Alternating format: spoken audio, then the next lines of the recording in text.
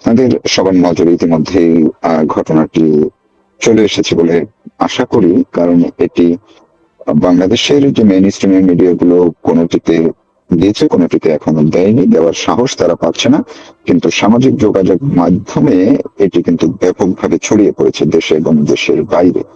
এমনকি বিশ্বের বিভিন্ন দেশের অনলাইন পোর্টালেও এটি কিন্তু দেখা গেছে।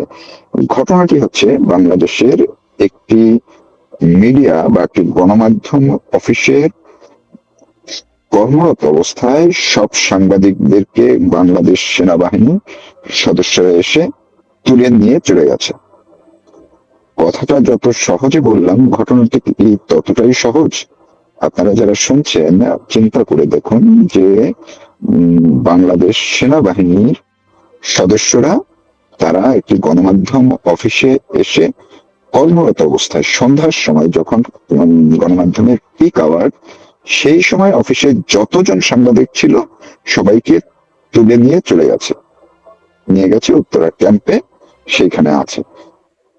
কিছুক্ষণ আগে দেখলাম যে ওই গণমাধ্যমের এডিটর ইন চিফ, যিনি নাম সম্ভবত সাব্বির, তিনি লাইভে এসে এই ঘটনাটি জানালেন এবং ফুটেজ দেখা গেছে বিভিন্ন মাধ্যমে যে সবার চেয়ার টেবিল সব খালি। সাব্বির, যিনি এডিটর ইন চিফ পরিচয় দিয়েছেন, তিনি নিজেও বলেছেন যে তার কথায়, আপনারা তার কথাটি শুনেন, আমি তাকেই রেফার করছি বা সোর্স হিসেবে বলছি, তার কথায় কিন্তু বোঝা গেছে যে তিনি এই অন্তর্বর্তীকালীন সরকারের একজন সমর্থক ছিলেন বা আছেন। এবং তিনি পরিষ্কারভাবে বলেছেন, এই সরকারের সময় যখন স্বাধীন সাংবাদিকতার সর্বোচ্চ একটি পরিস্থিতি তারা ভোগ করছিলেন, মানে যেই কথাটি ডক্টর ইউনূস নিজে বলেছেন এবং তার প্রেস সচিব শফিক বলেছেন। ফলে তারা কিন্তু কখনোই স্বীকার করেন না যে জেলে এখনো 17-18 জন সাংবাদিক আছেন। আমাদের বাংলাদেশের সিনিয়র একটি গ্রুপ সহ কয়েকজন সম্পাদক সহ অনেকেই কারাগারে এখন আছেন। তো এটি আমরা সবাই জানি, কিন্তু সেটি ভিন্ন কথা। কথাটি হলো, তারা যে মতাদর্শেরই হোক না কেন, তারা একটি গণমাধ্যম, বাংলাদেশে একটি গণমাধ্যম প্রতিষ্ঠান।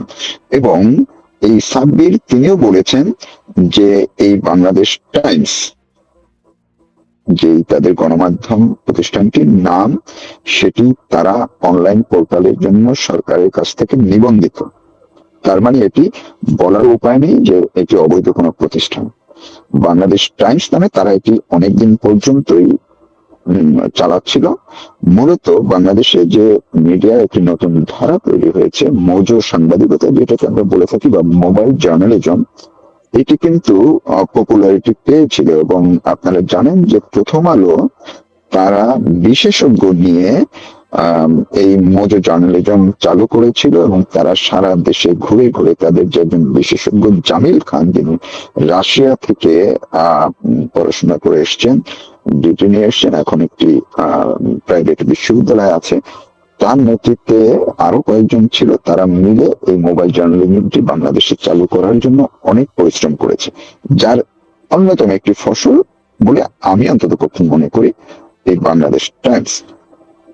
তারা যে কারণটি বলেছে, সাব্বির যে কারণটি বলেছেন, সেটা হচ্ছে যে গতকালকে যখন যমুনা ঘেরাও হয়েছে বা ডক্টর মোহাম্মদ ইউনূসের কার্যালয় বা বাসভবন ঘেরাও হয়েছে, আন্দোলন হয়েছে হাদি হত্যার বিচারের দাবিতে, তখন সেখানে যে সংঘর্ষ হয়েছে, যেই সহিংস পরিস্থিতি হয়েছে, তখন তারা ফুটেজ নিচ্ছিলেন বিভিন্ন জনের, রিলে বলেছেন যে রিলে মানুষের বক্তব্য নিচ্ছিলেন।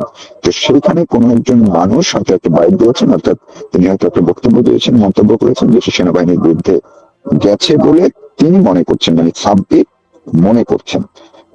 তো এখন আমার কথাটি হচ্ছে, একজন গণমাধ্যম কর্মী হিসেবে, যে এমন কি পরিস্থিতি তৈরি হলো যে সেনাবাহিনীতে গণমাধ্যম নিবন্ধিত, সরকারের নিবন্ধিত একটি গণমাধ্যম অফিসে ঢুকে সব সাংবাদিকদের ধরে নিয়ে গেছে।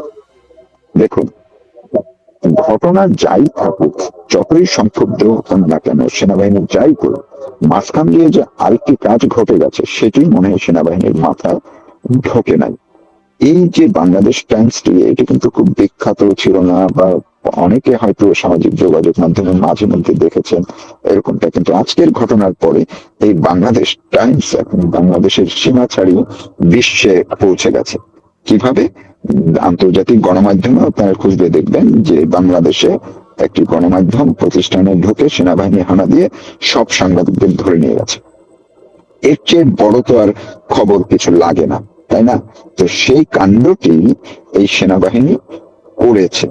এখন যাদেরকে, যে সাংবাদিকদেরকে ধরে নিয়ে গেছে, সেটি তারা উত্তরায় আছেন, পরবর্তীতে কি হবে হয়তো ছেড়ে দেবে। আমরা এর আগেও বিভিন্ন সময় দেখেছি যে বাংলাদেশ সেনাবাহিনী যখন তারা ক্ষমতায় থাকে কিংবা ক্ষমতার এক ধরনের ক্ষমতার উপরে প্রভাব বিস্তার করে, যেমন 1/11-এর সময় এরকম ঘটনা হয়েছিল, এর আগে এরশাদের সময় বা বিভিন্ন যখন জরুরি অবস্থা, তখন এই ধরনের ঘটনা এর আগে ঘটেছে। অনেক সাংবাদিক সেনাবাহিনী সদস্যদের হাতে নির্যাতিত হয়েছেন, ক্যাম্পে ধরে নিয়ে গেছে, ক্যান্টনমেন্টে ধরে নিয়ে গেছে, ধরে নিয়ে যাওয়া হয়েছে, অনেক হুমকি ধামকি দেওয়া হয়েছে, নানাভাবে এগুলো হয়ে থাকে সবসময়। এবং শুধু বাংলাদেশে না, বিভিন্ন দেশেই সেনাবাহিনী ক্ষমতা প্রয়োগ করলে, তারা ক্ষমতা ভোগ করলে কিংবা ক্ষমতায় থাকলে তারা এই কাণ্ডটি ঘটান।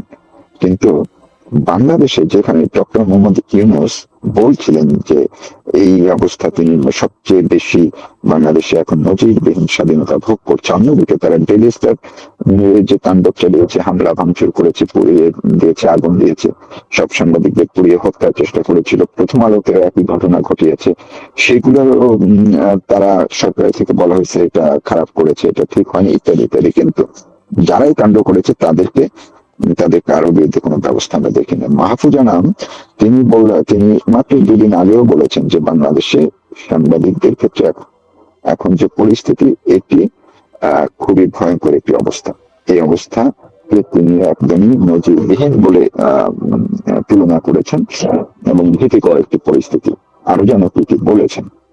তো এমন অবস্থার মধ্যে আমার মাথায় ঢুকছে না যে আমরা যেহেতু জানি যে এই বর্তমান সরকার ডক্টর মোহাম্মদ ইউনূস এবং সেনাবাহিনী একেবারেই গলায় গলায় খাতির করে এই নির্বাচনটি তারা তুলে নেবে, নির্বাচনটি করে ফেলবে, এবং সেনাবাহিনী বলেছে যে এই নির্বাচনে এ যাবৎকাল বাংলাদেশে কোন নির্বাচনে এত সংখ্যক সেনাবাহিনীর সদস্য মোতায়েন করা হয় নাই।